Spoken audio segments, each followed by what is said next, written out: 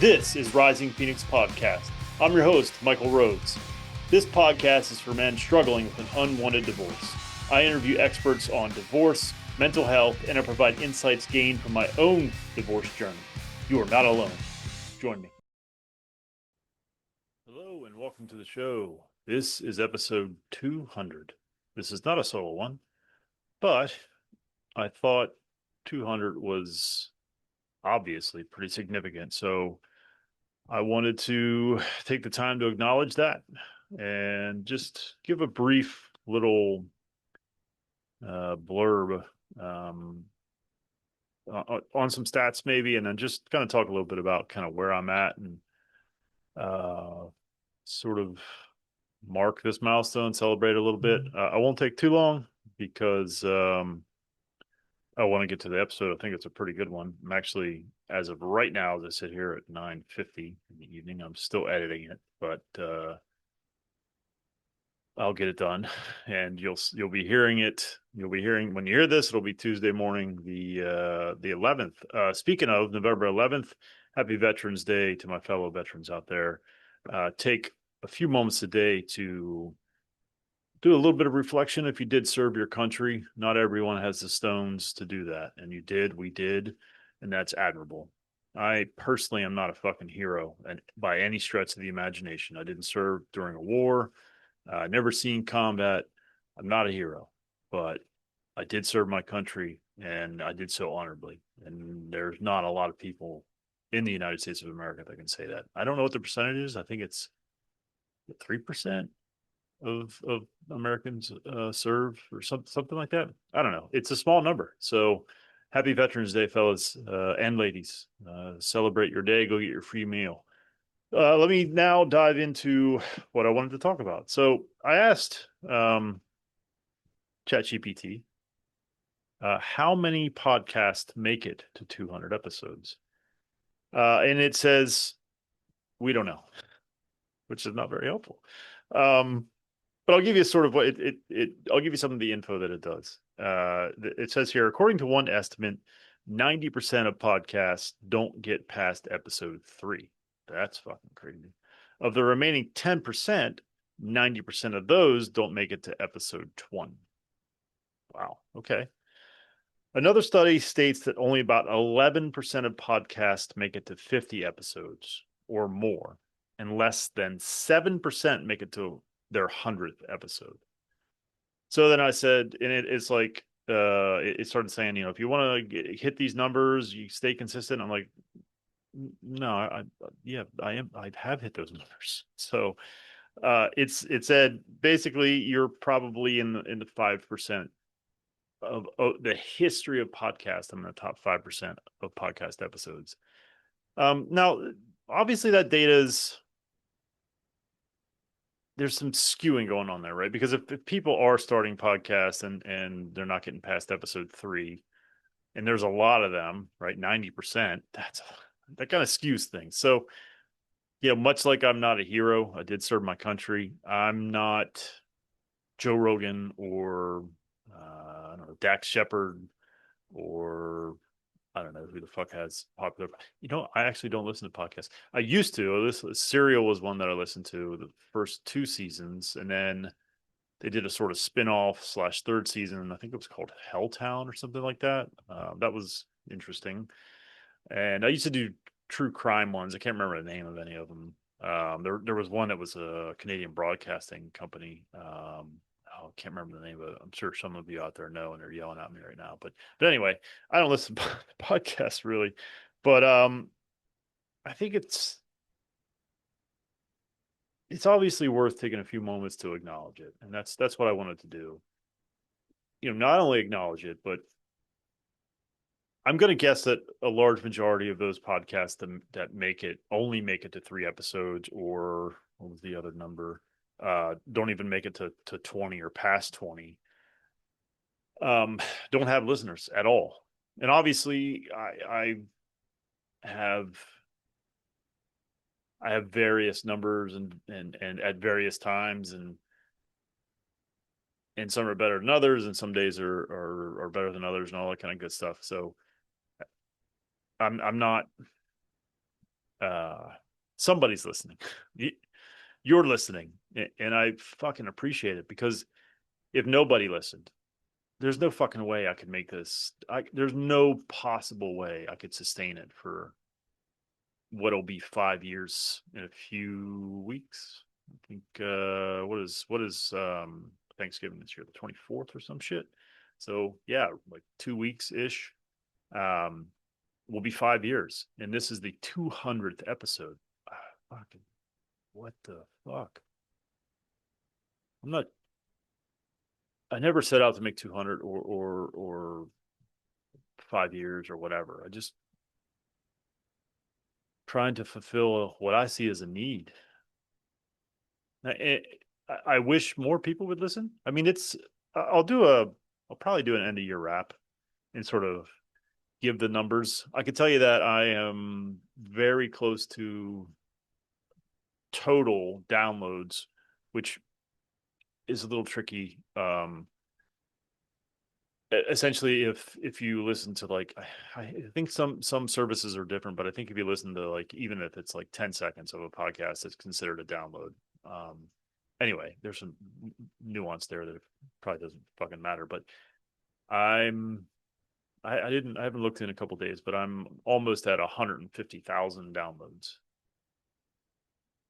And I'm sure, again, context and trying to be I'm not trying to downplay because I do think that's pretty fucking significant, but I'm sure Rogan gets it in and the first hour he releases one or whatever. Or maybe not. Maybe not. I don't know.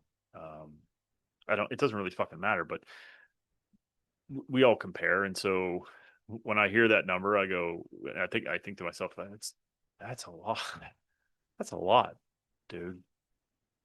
For a dude in his basement in Pennsylvania, just trying to help and provide support, guidance, and hope to people. That's pretty fucking awesome. I wish I had sort of more data in terms of how many people. I can see total number of listeners on Apple, I think, and I think maybe I'm not sure about Spotify, but not all of them give me a lot of data, and I don't often look at those. If I'm being honest, I do look at my downloads from Buzzsprout. That's the host. I'll look at that. Probably no, I wouldn't say.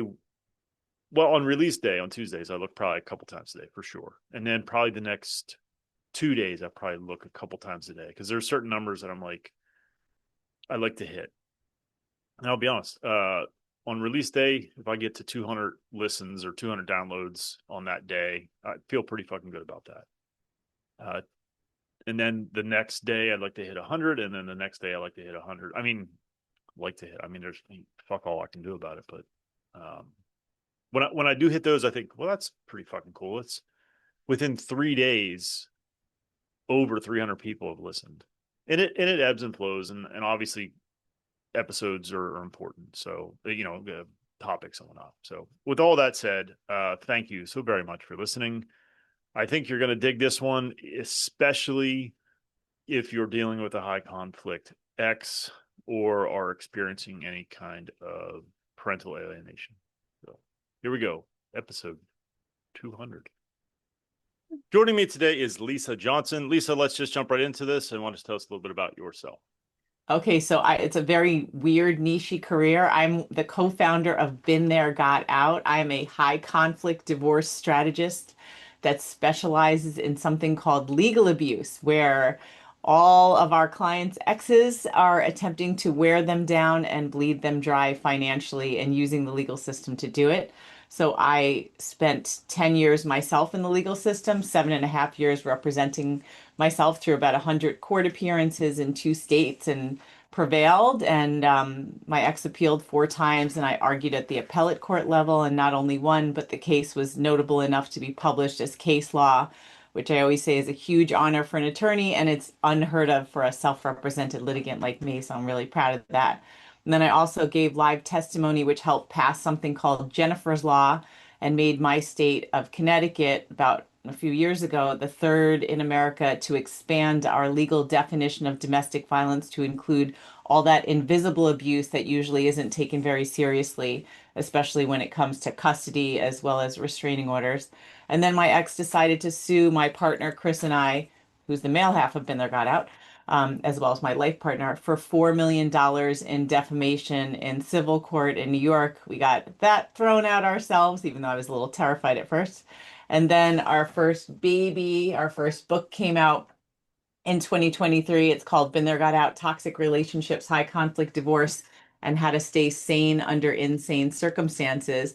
And our current book is coming out soon, as well as a huge course. It's called How to Handle, or sorry, it's called When Your Ex Turns the Kids Against You. And it's about how to handle it in the legal system and especially out of the legal system. And we're doing all kinds of I shouldn't say celebrations, but like webinars and educational things to before the rollout. Wow. So yeah, and I knew all this when I read your bio, and I was like, oh shit, we might have to talk for like 6 hours, but I don't have 6 hours. You don't have 6 hours. So we're gonna focus in on, first of all, I mean, reading your story and knowing what you accomplished. Congratulations. I don't know if Thank that's you. the right word, but like, Yes, I it mean, is. It is. It is. I mean, it is like people, when someone gets a divorce, a lot of times you should say congratulations. yeah. Well, So, and the interesting thing about, or at least for me, when I see your story is, from my point of view, I always hear that it's, again, I'm in a divorce support group for men, so obviously I'm only hearing men's side and all that kind of good stuff. But I think there are some stats and things that would suggest that you're sort of an anomaly in a way, in that it's typically the male that, again, my bias and perspective, but it's typically the male that gets sort of alienated against and is, um the ex-wife is the typical, like, the way that your ex-husband behaved, is that's what I typically see. So it's, for me, it's really, and that's a generality, and I don't know, I'm not a big believer in generalities as much as I do it, and we all do it. But what excites me about your story is that it provides another view of this, because I don't think that it's all women are terrible. This is something that I push back against. I have two daughters, so mhm. I can't believe that. So it's nice to have your perspective, being a female that had these struggles. So yeah, thanks for coming on. Yeah, yeah. Let me highlight something also. So we have male and female clients, and we see it happening to both. And with legal abuse, from interviewing many attorneys on this topic, it goes right down the middle. Really? Well, Mhm. that's good to hear, which is weird to say in a way, but like, I know. I'm always pushing back against this notion. I'm sure you know, the red pill. Women are the problem in society. It's all their fault. Women are the alienator. Like, there's just, and I've seen some, but again, I'm a bit biased in what I see. It, not that I bought any of it. Again, I have two daughters. I don't want to buy any of it. But I only hear from one side Yeah. typically, because Yeah. my Facebook group is just for men. There's almost 8,000 men in there, and like, you know, they're not singing the praises of females sometimes, right? So I don't have a problem pushing back. I really don't, but it's nice to have some kind of evidence. So it's good to hear that it is, in a way, that it is sort of 50-50. Yeah, well, so I want to say one more thing. Sorry, I keep Sure. interrupting you, No, but no, go for it. so we actually have a weekly legal abuse support group, and I always say we do the very unusual thing in the domestic violence space. We blend our men and women together, Mm, because we firmly do believe that abuse is a human issue, and part of keeping them together is for them to experience hearing what it's like for the other side and really mm, coming together to support each other. And it is amazing to see the connection between men and women, because all of our clients are the healthy parents and care about right. their kids and doing the right thing. And so there is a lot of like gender wars, and we are just Sure. like, no, Uh, nothing wrong with having like support groups just for one sure. gender, but we love seeing them come together. Yeah, no, I imagine that would be very beneficial, for someone who's experiencing such a negativity from the other gender, to experience something positive. Yeah. So that's awesome. So let's dive into this, dealing with a difficult ex, a high conflict ex. I'm not sure that I would have qualified as that. I was more like I didn't deal with her at all. Like in that way, I would guess I was high conflict. Like I would just, I'm not talking to you. I don't have to talk to you. Like I was an asshole. So I don't. I mean, I don't know if that's That's high. different. That's Yeah. different. So I didn't experience that at all, honestly. But it for someone that does, someone that has an ex that is always trying to, and I think hopefully some of the answer is it's a you issue, at least partially. But how do you handle that? Well, first maybe let's define it. Like, what is someone that would be considered high conflict? Well, I mean, high conflict is usually somebody in our space with some kind of addiction and or personality disorder. Mm, So they don't follow the normal cadence of divorce. High conflict usually, okay, normal separation is everybody's angry in the beginning, everybody hates each other, everybody does terrible things. And usually 4 to 6 months-ish, uh, the bills start blowing up and people think, okay, I can't do this anymore. Like we need to settle down and do what's best for our family. High conflict is the opposite. High conflict is the anger does not subside, and that the other person's goal is to punish and destroy the other person. And so even as time passes, it doesn't, when everyone's like, "Oh my God, you're still in court," or "Wow, this is still that's high conflict where the other person they want to destroy, well, they want to leave you homeless, penniless, and childless. They want to play the victim. Everything is black and white. They're the victim, you're the villain, and they will ruin your job, your reputation in the community because they really are experiencing a feeling of abandonment at the end of a relationship, even if it doesn't matter who caused and they can't deal with those uncomfortable feelings of being a failure as a partner or a spouse. And so there's this splitting where it's just like, again, like I'm all good and that other person's all bad, and I will do anything to punish them. And especially if they dare to go on with their lives and find a new partner or be happy, then it makes it mm. even worse. So, and those are the high conflict people. They just want your attention. They want to feel like they still exist, they're desirable, and they cannot stand to see the reminder of their failure in the relationship. And that's you basically surviving and going on with your life, especially being happy. Is that typically someone with borderline personality, or is it? I'm sure there are others, but it sounds that what you're describing to me sounds like someone with borderline Yeah, personality. so borderline narcissism, that's a lot of what we deal with. We don't, because Chris and I are not mental health professionals, we're not qualified to Right, diagnose. right, We just look at the patterns of behavior and it's yeah, like whatever you want to call it, that's one of ours. yeah. So what do you Got it. do in that regard if that's what you're dealing with? Like, what sort of I don't know if sort of best practices or step one. I'm not sure how we want to approach this, but what I mean beyond just what do you do? Maybe we can sort of get as granular as we possibly can. How does Yeah. someone handle this? I think first, for men in particular, when we meet men, I noticed that in general, they tend to be a little more hopeful than women. Women tend to be in our space, like they're just like, I got it, like I'm done. Men are almost like, but I still like love this person or they're the mother of my children, and so I don't want to believe that they're capable of being this bad. Mm, And so I think first, really, really understanding that your ex, if they're high conflict, is not your ally, and that manipulators are manipulators, and there's all kinds of techniques that they use, but recognizing what conflict, what actually recognizing what healthy and unhealthy looks like, mm, and manipulation. I know with men, and including my partner Chris, like his ex tried to make it like, just, we're going to still be a family and we're going to still have dinners and everything's still going to be one. Just sign here. right. Just do what I want.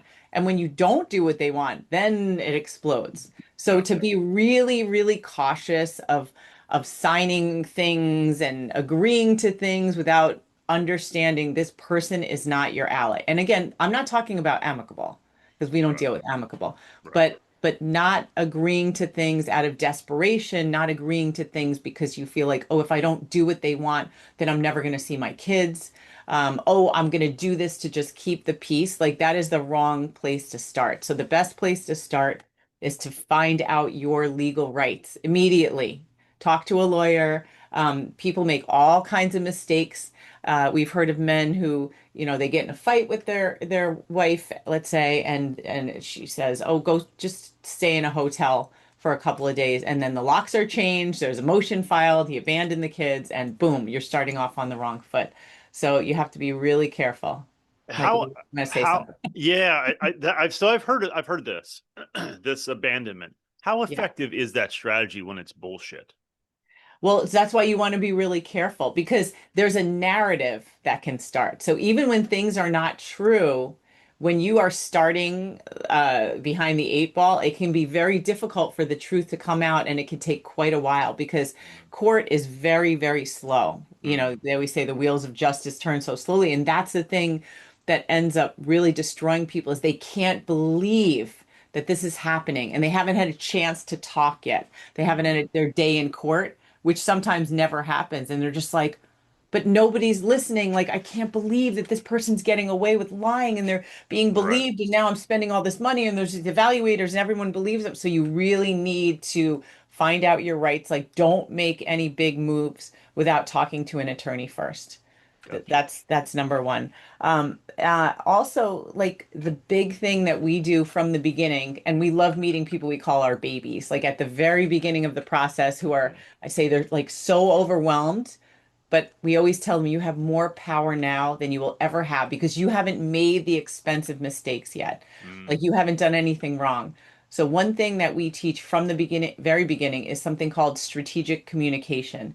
And that's where you're getting all your communication with your ex in writing only, because when you're having conversations, nobody knows what's real, what's not. There's something called hearsay. You can't ever use it. So we want you to start at the very beginning by always writing to that ex, but knowing that you're writing for that invisible audience of a judge, custody evaluator, mediator, your child's therapist, an attorney for the child. So you always want to present as the best co-parent ever, but at the same time, your goal is you're documenting that ex's patterns of behavior over time and the visible impact it has on your children if it's a custody issue, and we deal with a lot of that, but sure. especially on your relationship with your children because we know most of the time they will try to turn the kids against you. So we Mm, really want to start documenting what's going on and doing what's called turning hearsay into evidence, kind of cornering them, getting their behavior on paper, but you're not blaming them. You're writing in a way that lets other people draw their own conclusions.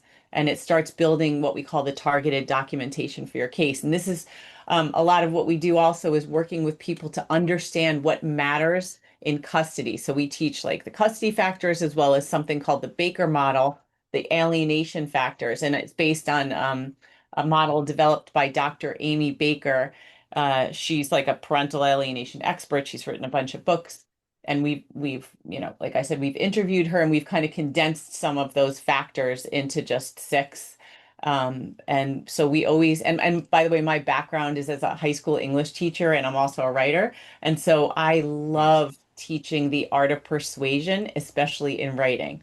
And so we do a lot too with like, as people are getting their communication, it's turning into documentation. They have to understand the different factors that the court cares about, because people who don't understand what matters to the court make all kinds of mistakes and get really angry because they don't understand what they're doing. So you have to understand what you're doing and then almost building, like picking a couple of themes of your particular case and building a narrative, like a story, as if you don't have a lawyer, you're going to present to the court. And if you do have a lawyer, to give to your lawyer. So it's like your narrative aligns with the values of the court, and that's going to save tons of time and money and energy instead of being like, here, attorney, like here's all this stuff, like you put it together. Right. So we really take like a grounds up approach.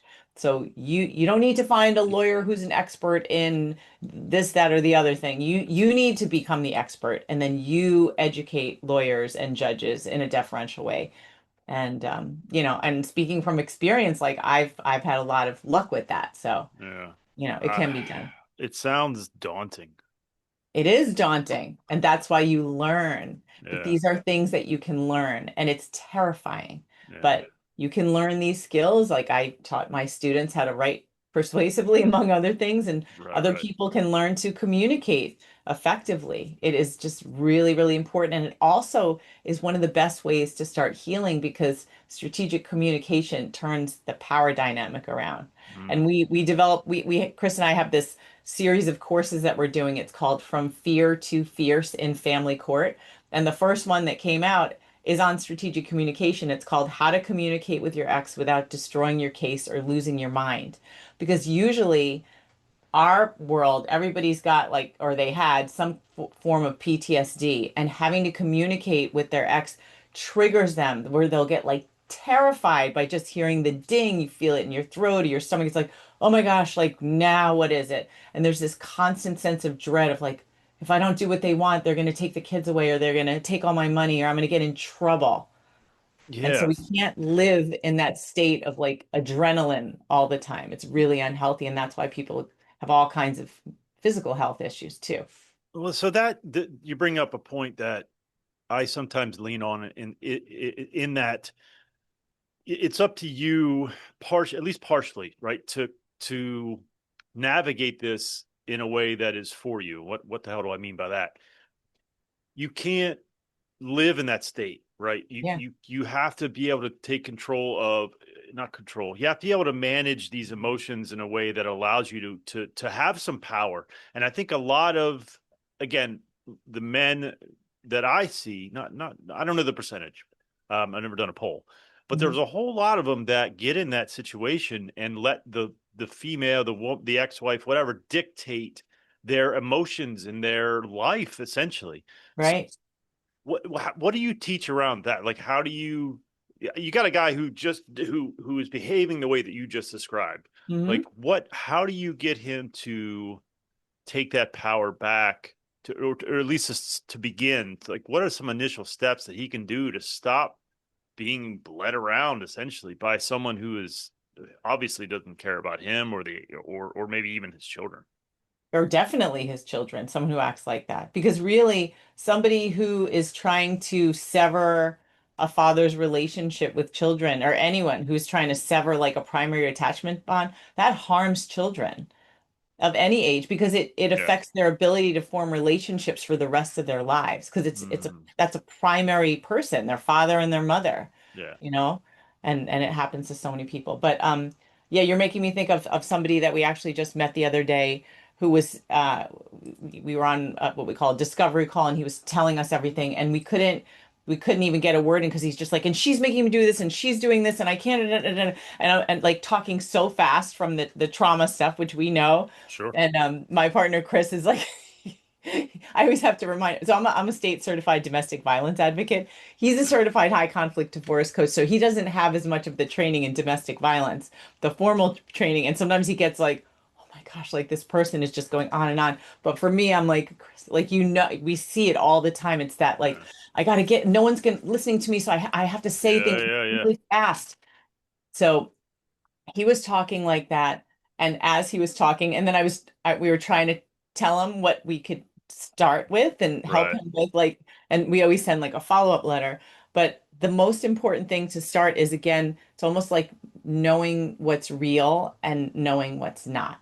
And so one of my a bodyguard, his name is Steve, and I've interviewed him a couple times.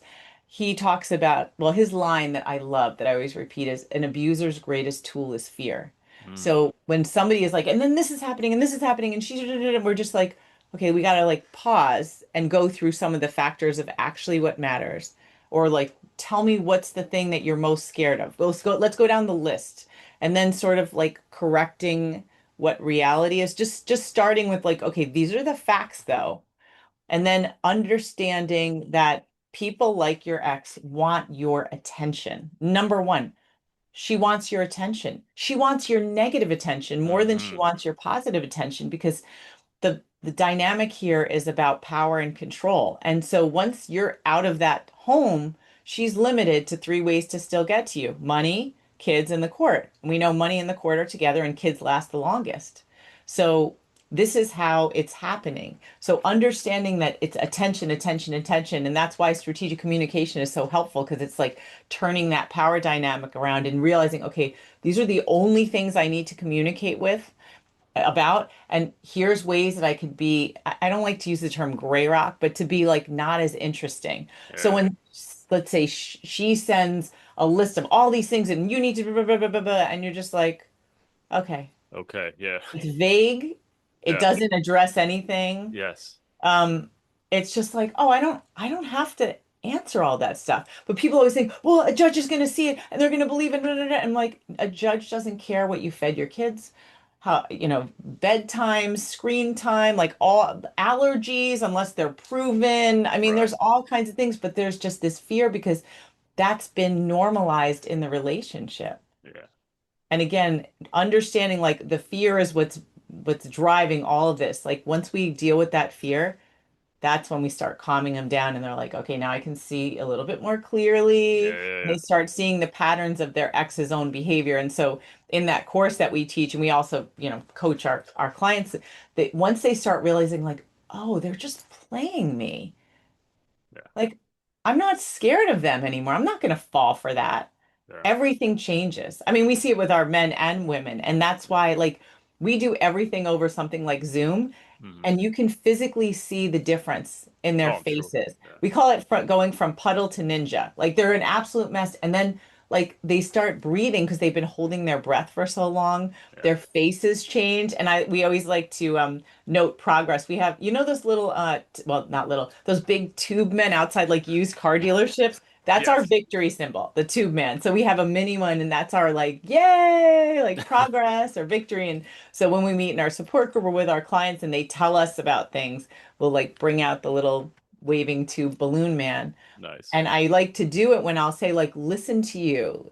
Listen to how you're talking now. Remember just like a couple of weeks ago, even Yeah. how you've changed. And even that, it's like being reminded, I am getting better. I'm not as scared. Like, wow, I can't believe that person was just ruling my life. Yeah, I mean, I see it all the time, and I say it all the time. And disengagement gives power. Now, I have one of my superpowers is disengagement. Just because of childhood, and I gave the silent treatment, which I learned later on was just a shitty thing to do. But Mhm. it was my ability to not engage that I do think greatly aided me in the beginning because I 1,000,000,000% agree that it's all about attention and they're looking for it from you. Like they do certain things in order to get a reaction out of you. And if you give it to them, they're going to keep doing it. And if Mhm. you disengage, it kind of cuts their motivation, right? There's no need to constantly, eventually, and I don't know how long it takes, but eventually when they realize that they're what they're doing isn't getting the results that they want, like any human on the fucking planet, they're going to stop doing it. Yeah. But it does take a while sometimes, I think. I mean, I don't know, again, I don't know how long you have to do it, but I 1,000% agree that it's you have to be able to not only say no but just not engage, just Yeah. not. From my point of view, I think I would prefer someone to say okay than to go into some kind of dance that reinforces the need to engage in that kind of bullshit that Yeah. just keeps the person stuck. We talk about in fear, we're all of us humans, we're in, fight, flight, freeze, or fawn. Like we're not in logical thinking brain. Like we're not going to make good decisions if we're constantly in fear. So, in my view, the way to sort of step back from that, or at least um, move in a new direction, is to not engage so much. So, but Yeah. let's move on to. Well, I'm sure we could probably come back to this, but we're talking an awful lot about um, the behavior of the other parent. And one of the big things that I see is parental alienation. Um, let's dive into that rich topic. Yeah. If you feel like you are a parent who is, and I do see this, if you're being alienated, what the fuck do you do? Oh my gosh. So it's a huge topic, and it depends where in the alienation you are to really just figure out what to do. So mild, let's say, is where you're already separated and the kids are hesitant because it's just starting. They're hesitant to see you. Like they'll go on visits, but they're upset, they cry, they're angry. But then a few minutes, an hour in, like they're fine. They're good. That's mild. That, I mean, you're still in contact with them, your relationship is still good. Maybe that's just part of the divorce process, whatever. But you want to nip it in the bud. Like if you are getting messages from your ex saying, they're not really comfortable seeing you, like you stick to that schedule. Don't do like cooling off periods or like, oh, it's, I don't want them to feel bad. And like that's just going to make things so much worse. Moderate is where they come to you. I always think of more of like older kids and Mm, they don't want anything to do with you. They'll go in their room, they don't want to talk to you. It's almost like they've already chosen sides because they get stuck in what's called loyalty conflicts. Because the ex people, like people with personality disorders, they don't allow a child of any age to love both parents. It's a loyalty thing. Like it's like you're either with me or against me. right. So if you love me, your mother or your father, then you have to discard or reject that other parent. And so moderate is like where they definitely are being really affected, and then when they're with you, they will not engage. At that point, definitely some kind of therapy. Hmm. Into IFS, internal family systems therapy is really good. It is. Maybe some kind of reunification, but involves the family. I just interviewed a woman. She's amazing. She's a lawyer turned mental health professional, and she's also a parenting coordinator and a reunification therapist. And of course, it's a very controversial topic. Her name is Dr. Premila Deck, and she's based in Massachusetts. But it was fascinating because she said that she doesn't even like the word reunification. She said it's about like strengthening the relationships or repairing the relationships. And there's not necessarily some specific goal, but you want to repair. So with moderate alienation, same thing, like you want to start repairing those relationships. And if you can find a therapist, not that you have to be in the same room as your ex, who can work with the alienating parent, Mm, and some of them are very skilled at that. Like she says, because I said, what do you do if a child won't go to reunification therapy? Because a lot of times they won't, and the parent goes, I can't make them go. She said, then sometimes I'll work with the parent. So your kid's not showing up, then you show up. So that's how she gets interesting. her in. She talks about like a yarn and pulling on different threads to try something. So I really like that approach. Um, with allowing, think if I can't work with the child, I'm going to try to work with that parent, or I'll work with the targeted parent. But there's all different ways that can be helpful. And I recently learned about a type of therapy called space therapy. I don't know if you've heard that, but that Mm-mm. was developed by someone named Dr. Ellie Leibovitz. And I can never remember the acronym. It's something like supporting parents of anxious childhood emotions, or supporting parents with children with anxious childhood emotions, something like that. Right. But anyway, that kind of therapy is really good for families in situations like these because it works directly with parents to change patterns of how they communicate with their kids. Um, so, and I'm a big proponent of therapy. I have an IFS therapist, so Hmm. that's why I give the thumbs up. But how do you, and this is where I'm sure the courts can maybe potentially get involved, but how do you, if there's a parent who's alienating, I gotta think that they're not going to be interested in therapy because No, they're not going to be. they're not gonna want someone digging around and figuring out what the hell is really going on. So Yeah. how do you, is that where the court comes in and says you will get therapy for this child? Is that Yeah. how it works? Yeah.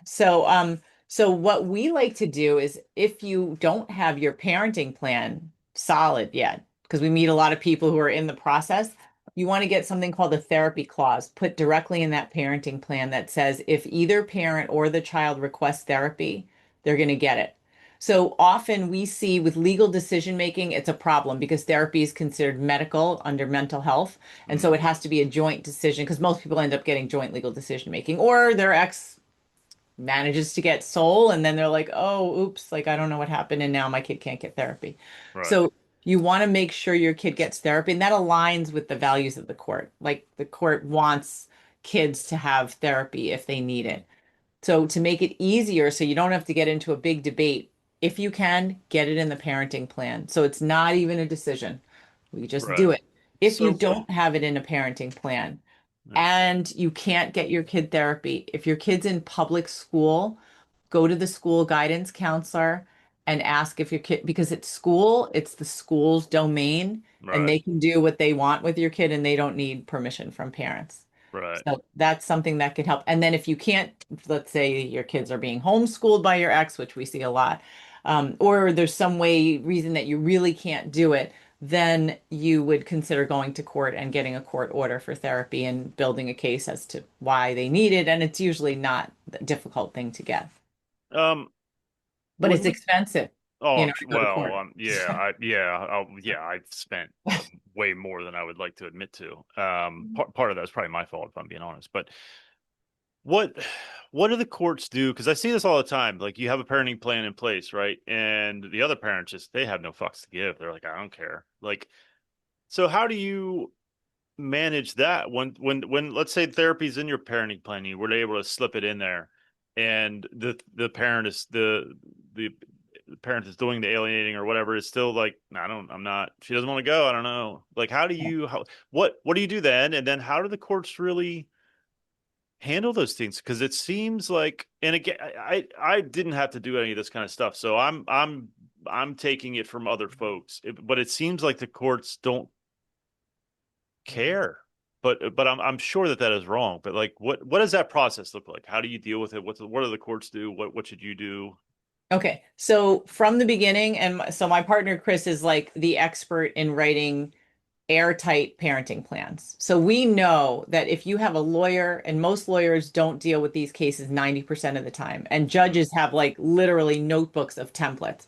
If you have a lawyer who's not skilled in this, and most of them aren't, like I said, or go to court to get a parenting plan, it's going to be so full of loopholes that you are going to be back mm, in court all the time spending tons of money. And so getting a really airtight parenting plan with enforcement language, deadlines, consequences, where it just signals to a judge, if this happens, this shall then happen. It makes it a lot easier. So when you go back to court, and if you can avoid, I'll get into how you can avoid that for in a minute. right, But it just makes the judge's job easier, where they're not like, I don't know what to do. It just is like, well, we already knew what was going to happen. right, So we have it written in, and that's going to be the trigger to what happens. And if the person is violating the plan, then it's much easier to get attorney's fees or sanctions, because it's like, look, it says right here, right, Your Honor, and they're here. And then the other thing is strategic communication. So that builds the paper trail before you go back to court, that says, I try, like, here's our agreement, or here's the court order.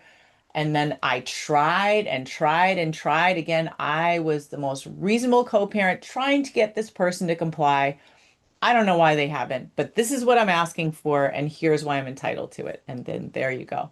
So, in terms of avoiding going back to court, one of the things we like to put in parenting plans are guardrails. So, for example, mediation, a parenting coordinator, or arbitration. So, ADR, it's called alternative dispute resolution. We don't want that person dragging you to court because it's super expensive and slow and annoying. So, if you have a really good, and we have friends that are like awesome mediators and parenting coordinators, you have someone that's very skilled with a background in child psychology or domestic violence, they get it, and they can be helpful. But arbitration, there's a decision that a judge, you don't have to go to court. It can be made outside of court. I interviewed a woman who's in Canada. I always want to call her Ariana Grande. Her name is Marion Grande. But she talks about how she's a parenting coordinator, but if parents can't agree, she puts on her arbitration hat. And then basically each parent talks to her as if they were pro se, like representing themselves in court. right. And then she makes the decision, and then it's binding. And that's that. And it can be done a lot faster, way cheaper, and with someone who has a history and knows you. So we always advise putting those guardrails in, because remember, people who are toxic love an audience. They love going Good to point. court and manipulating and getting that big stage. So let's make the stage a lot smaller. Yeah, that makes sense. Is there a scenario? Because I see this on occasion where it's an older child, so let's say 16, and they're refusing and to go on their visits and all that, and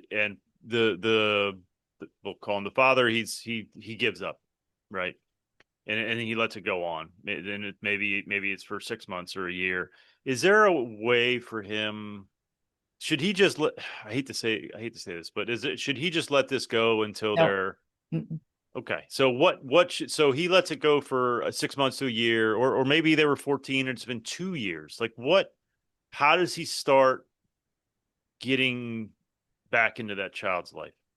Okay, that's such a great question. And also with like this is a question I actually just asked Dr. Deck the other week because we have clients whose kids are almost 18 or they live in Georgia and the kid's almost 14 where the kid can decide and the kid's already been brainwashed as like I'm Yeah, living with the yeah, other parent. Like I don't want anything to do with you. I hate you. I'm scared of you. right, And so what Dr. Deck talked about was how think about the child's future if and this is if you're going to court what you're asking for even though let's say they're of the age where the court wouldn't have jurisdiction you still want to ask for some kind of therapy to try to get contact but for someone where it's been a couple of years where they've been out of contact just keep in mind like your ex has been feeding this kid the message that you're unsafe unloving unavailable or that you've abandoned them and for you to give up, you're basically sealing the deal. You're yeah, basically like, yep, that's true. yeah, And so the child is like, well, that's who they are. Like they didn't fight for me. They don't care. right, And kids who have grown up under this, who have been alienated children who have been interviewed say like, why didn't you keep trying? yeah, Even when I said I hated you, why didn't you keep trying? yeah, Like, look who you're leaving them with, you know? yeah. So it's very tricky. I mean, we actually have a lot of female clients right now in this situation. Really? And they're yeah, like in our support group the other week, like five of them out of about 22 in one group, five women were talking about like, oh my God, what am I gonna do? And we have men too, same thing. But Yeah, don't think it's just a male thing. It's definitely not. It does affect yeah, men, yeah, but women. So it's like, how do we start opening the door? Um, I interviewed another therapist who said that there's some kind of app that you can get that shows if the kid opens up your texts. And actually, no, this is the coach, Charlie McCready. He said that there was a father that hadn't talked to his kid for a while, and he just kept sending him texts, and he could see through this app that the kid was opening them within 30 seconds, but even though he never answered. right, So knowing that that kid is still yeah, looking, yeah. you need to figure out a way. I mean, this is really complex. It's not like, oh, just do this, but Right. No, no, no, for figure out sure. ways to just open the door again Yeah. a little bit and then take it from there. But it really depends on the level of, you know, the Yeah. I situation. mean, it is complex. It is daunting. I mean, I say this all the time. If it was easy, we wouldn't be talking about this. Like, why would, Yeah. there's a reason I have a podcast.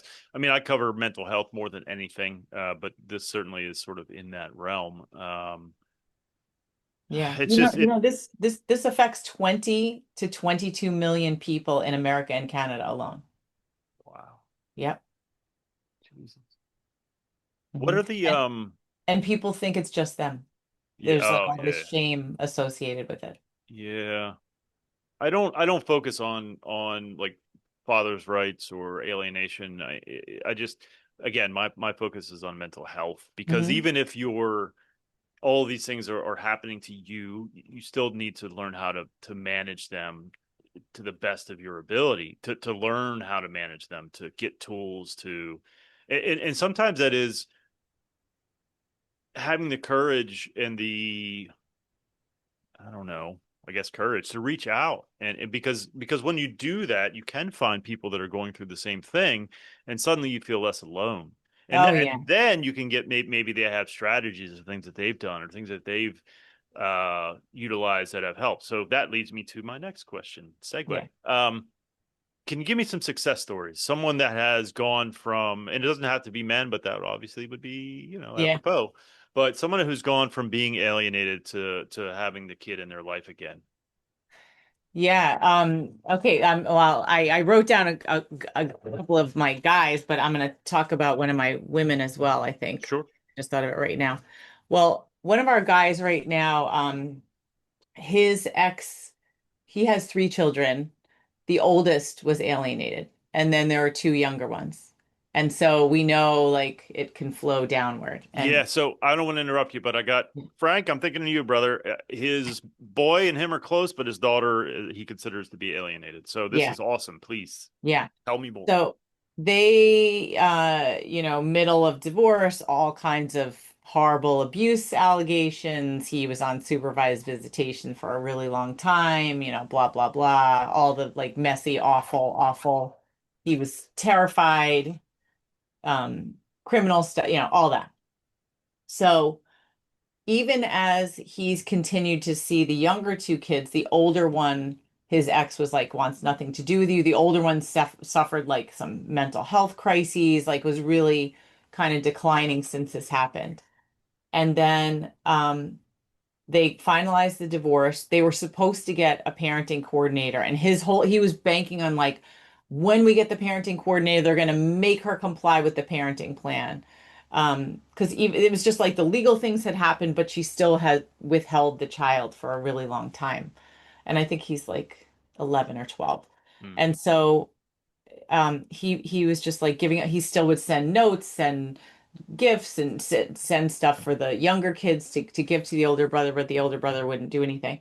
And then just a couple months ago, he was in the street and his son was walking down the street and saw him.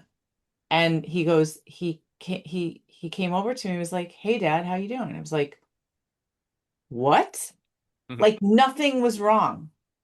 So his ex had created this thing saying the kid wanted nothing, but when she wasn't there, when there was nobody looking, Yeah. he was like, "Hey, how you doing?" That's it. After that, he started coming to the visits. He started, and then our client like had taken a video of him. He took him to a Hmm. music store and bought him an instrument that he plays, and in the video, the son was like looking up at the dad and like smiling, and and I was like, "Do you see how he's looking at you?" Like, Yeah. oh my gosh, but what was so crazy was like a switch was flipped. Hmm. Now he's coming to all, it was like nothing happened.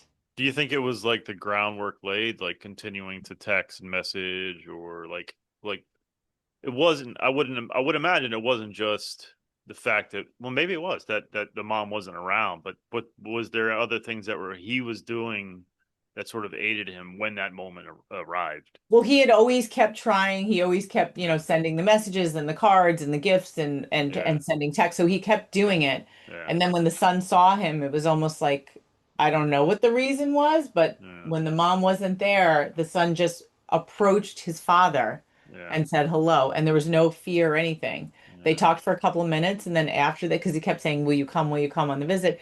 Then he started coming. And then my own partner, Hmm. Chris, 12 to 14 seemed to be like the worst age with alienation where they just are like, no.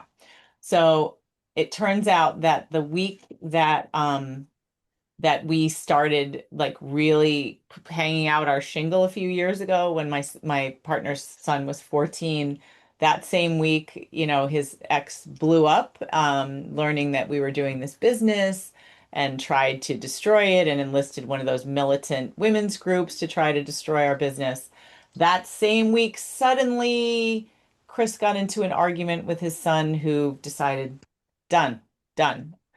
Chris is usually mild. He got angry and cursed at his son, and so that was the reason. So forget everything that was wonderful for Right. 14 years watching football together, doing all these things, like all the happy, like you said this word to me, and I will never forgive you, and we are done.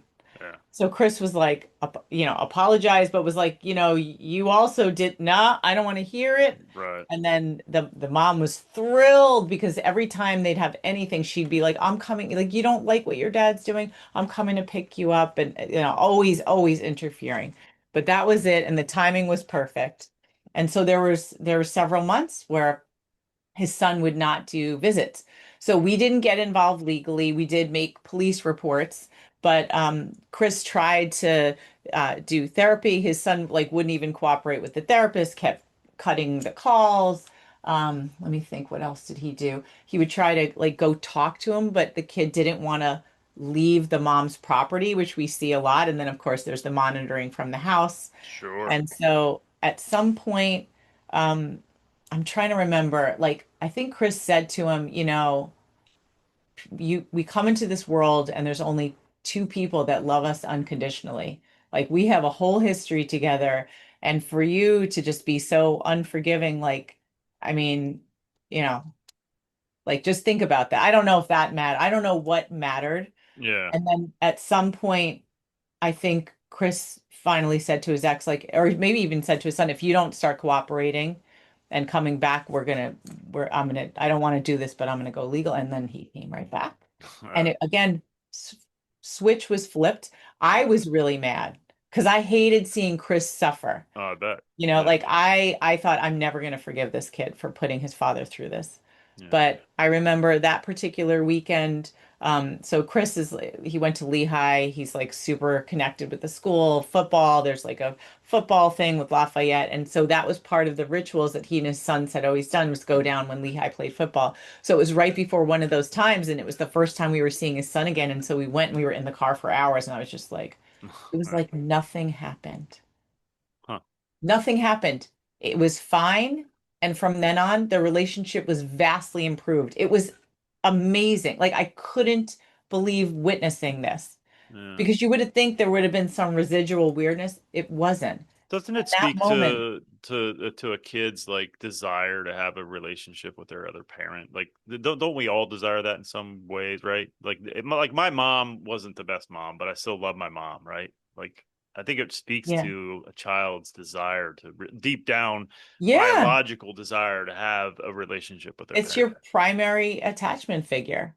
Yeah. Oh, and actually I just thought of another success story. I was thinking of one. We have a number of success stories, but I'll think of like Sure. one of my best friends. So a really good friend of mine, her daughters, she divorced when they were like really little, maybe like 2 and 4 or 4 and 6. Right. And she got into a big fight with one of her daughters when her daughter was 16 and the younger one was 14. She had to go to jail for a couple of days. Her ex got a restraining order against her, and she wasn't allowed to see or speak to either daughter for a year. And then 8 years passed. They aged out. They're in their 20s. We actually dedicated part of our book to her because, Oh, yeah. But anyway, she was heartbroken, completely gave up. I started working on the book and I would say like it's please don't feel like but again, I wasn't going through it, so she didn't want to yeah. hear what I had to say. Yeah, of course. So anyway, last year I mean, there was like a couple of stops and starts. Both girls came back to her. They're living with her full time. They have no contact with the other parent. They came over for Wow. Christmas. I interviewed both of them individually. It's on our podcast. They want to hide their faces because of, the Sure, sure, sure, privacy. sure. It is absolutely incredible to hear what it's like from the child's perspective. I Um, would love to interview yes, them. Oh yes. man, Oh that yeah, would be they would be amazing. up for it as long as they can stay private. Yeah, What absolutely. what is so fascinating is, and I really highlight this to our clients going through it, is my friend was like, I must be like, I feel like I'm the worst mother because my daughters don't speak to me. Like, what does that Yeah. say about me as a person? When I interviewed her daughters, one of her daughters said, and I said that, I said, I remember your mom had felt that way and it was heartbreaking for me as her friend. And she said, she thought she was the worst mother. She goes, I thought I was the worst daughter because Mm. even my own mother didn't love me. Ugh, the dagger in the fucking heart right there. Yep. Yep. Jesus. So you think that your kids are just like hating you and stuff. They are victims Yeah. of manipulation. They are suffering more than you can imagine. And even when they say, I hate you and all this other stuff, Yeah. you have to keep trying. We see Yeah. stuff years later, especially in their 20s, where Yeah. they come back. And actually, I just saw them because we went to like a dance party on Friday night, and my friend was there, and then her daughter was there too, and I was talking to them, and my friend's like, you should interview them now that it's been like a year since they've been back with me, and they both are like, yeah. Well, one of them, she's like, well, we'll do it, of course, like we're up for it, Right. and I was telling her like so many people have listened to your interview, and it's you don't realize the impact it has, and she was just like, really? Well, yeah, if I could help people. Yeah, And that's awesome. it's still rocky sometimes. Sure. You know, it's I'm not sure. easy. It's not like happily ever after. No, that's some Disney bullshit happily ever after. I know, but we have a number of other stories too, but I'm we don't sure. have time. In terms of, I'm curious about the courts and punishing alienators. Do they do that, or is it just that karma eventually comes for them? And what you described is, they don't even have a relationship with the father anymore because they eventually sort of realize. Is that the typical way that it goes, or do the courts, uh, at least on some occasion, do they punish people that try to alienate? So that's unfortunately that's like a myth. The courts don't want to punish people. They want to Mm, make things right-ish. And they right, never want to do it all for one person. It's always like I just kind of want to make it okay. right, So I think in court, like, and from movies, we think like, I'm gonna go to court and the judge is gonna right. listen and they're gonna rain down punishment on my ex. Like that is Right. rarely how it happens. And even though I had lots of Interesting. victories, like it didn't feel like that. Occasionally it felt a little bit like that, but most people don't get validation from the courts. So what you Interesting. want to do is think about what you need and what you want and why you want the judge to give it to you. Like again, when we work with our clients who are pro se or with the lawyer, it's like start with this is what I'm asking for. Like you want to be the proactive problem solver. Like if I get this kind of therapy, I will get out of your hair, Your Right. Honor. Like they don't have time, they're not interested. They have so many cases. They're just like, what do you want me to do? Right. What do you need? Tell me what you need. Yeah. If it makes sense, I'll do it. And if it Right. follows the law, like why not? We don't want families to be destroyed. Yes, this person's been terrible. Okay, maybe we'll change custody, but probably not. But Yeah. what kind of band-aid approach can we try so that it stops being this bad? But that's why judges, their job is not to like figure out all the details. That's why Right. guardian ad litems or custody evaluators or attorneys for the children, they're the ones who delve deeply into this stuff. And then they bring it to the judge and make a recommendation who the judge generally listens like 85 to 90% of the time, but not always. And we've seen recommendations not listened to. Really? So yeah. You wanna not think of it as punishment, but like, here's what I need, like whatever. Like Right. you're awful, but like I Right. need this, Right. and I need to make a case to persuade somebody to give it to me to make this stop or slow down or something. But It's this is not acceptable. And that's aligning also with the values of the court. One of the major values of the court is which parent is likely to support that child's relationship with the other parent. And the alienation flip side is someone attempting to undermine that child's relationship with the other parent. That is a big no-no. And so that's what we do a lot with documentation is to show mm, subtly how that person is doing it. Some people don't even realize they're doing it. A lot of yeah. people do things, they're like, oh my gosh, we have to tell our clients sometimes, like, you can't do that just because your child is sick and you're a woman. If it's your ex's parenting time and they want to take the child, like they get the child because the courts believe that everybody has a right to show that they are capable of taking care of a sick child. Like, and there's something called the tender years doctrine from like the 70s. Yeah. Like we're not feminism, Right. like I'm a feminine. I think, we should have equal rights and stuff, but like feminism harmed you from being able to just take full custody because you're a woman, because women go to work now, Right. men take on more responsibilities. So that's part of, Yeah. our society is that's why it's more towards like, let's try to share custody. We each have a turn. So Oh, so that's what do you want to oh. be? Like, do you Ooh. want to like earn the money or do you want to be the traditional? Like, Ooh. like this is the way our culture is. So That's I never thought of it like that, and that's very interesting, and that could be a whole fucking episode in itself. Oh I boy. know. You just dropped the bomb, now you're gonna go. No, I'm just kidding. Well, I mean that's fascinating, but what I'm hearing is be consistent, right? And victories don't come in some grand extravagant way, right? Like Generally not. yeah, okay. Sometimes. Yeah. It feels really awesome when they do. Oh, I'm For sure. me, victory is cross-examining my ex. That was Oh, is there video of that? Do you have video of no, that? I got to do it a lot, but that is like when you are pro se, that's a Yeah, whole other topic we'll talk about some other time. But when you're pro se and you know what definitely. you're doing, Yeah, Lisa, thanks so much for doing this. I really appreciate it. And definitely, I think we'll have to have you back to talk the pro se stuff because I find that fascinating and I'm sure would be very fruitful and helpful to some of the guys that listen. Mhm. As you know, oh, wait, before I ask the last question, how can people find you? What's the best way to get in touch, read your books, contact you about maybe being a client? How's that all? What's the best way? Super easy. If you just write been there, got out, like our website's beentheregotout.com. We have like a free little discovery call you could do right on the home page. We have a big social media presence. It's been there, got out. Um, My email is lisa@beentheregotout.com. We have a podcast. We have a YouTube channel. Our book has been there, got out. The next book has also been there, got out with the different, like when your ex turns the kids against you, like Yeah. couldn't be easier. Awesome. Well, thank you again so much for doing this. As you know, the last question I ask everyone is what words of wisdom would you impart to a man just beginning his divorce journey? All right. So I know for me, I was like, oh my God, I'm going to ruin my kids' lives by not keeping it together. And that everybody feels like I'm going to do everything I can to keep this relationship together. And oh my, like, what if I don't see my kids? Or it's going to be, it's better to stay than to leave. It's awful and scary, but just know that if you are staying in an unhealthy relationship, you're basically modeling for your kids that this is normal and that is the kind of relationship that they will gravitate towards because it's familiar.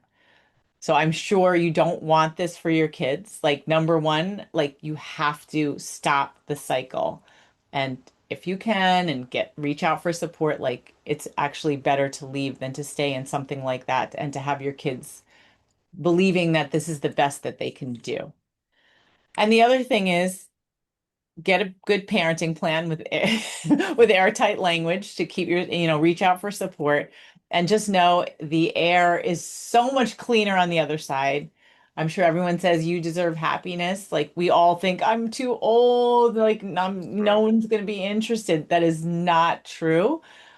Chris and I met, he was almost 50. I was in my 40s. He's the love of my life. We just celebrated 10 and a half years together. Like there are so many people out there who are amazing and far better than this relationship. It feels like it's best you can do. They've made you believe this is the best you can do. It's just not true. Excellent. Well, So thank get you, out. Lisa. I appreciate it. We will definitely do this again sometime. Thank you very much. Okay, you're welcome. Thank you so much for watching and or listening. If you are feeling alone on this journey, please join our Discord server. Becoming a phoenix is not a solitary act. It is one achieved through community. Our Discord server is just that, a community of men fighting to survive, thrive, and rise from their divorce.